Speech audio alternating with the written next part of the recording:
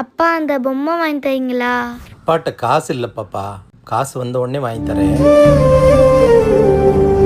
அப்பா பர்ஸுப்பா, இங்க பாருங்க.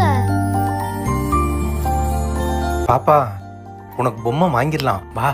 அப்பா நான் ஒரு கடை பார்த்துருக்கேன், அங்கே போலாம். உங்க கூகுள் மேப் மட்டும் தாங்க. இப்ப இருக்கிற பிள்ளைகளுக்கெல்லாம் எல்லாமே தெரிஞ்சு. அந்த பர்ஸ் கொடுங்க, நானே வச்சிருக்கேன். அப்பா அப்பன் போயிட்டுங்க, இந்த வீடு தான். வீடா? பாப்பா பாப்பா தாத்தா பர்ஸ். பர்ஸா? உள்ள வாங்கப்பா.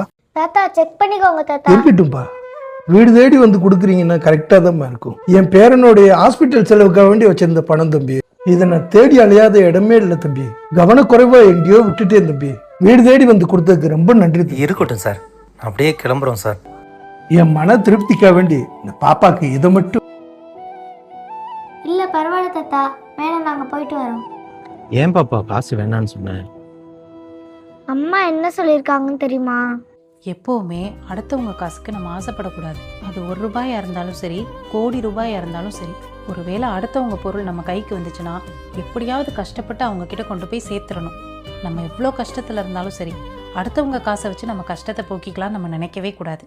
அடுத்தவங்க காசுல எனக்கு பெருசா வாங்குறதை விட என் அப்பா காசுல எனக்கு சின்னதா வாங்குறதே போதும்ப்பா.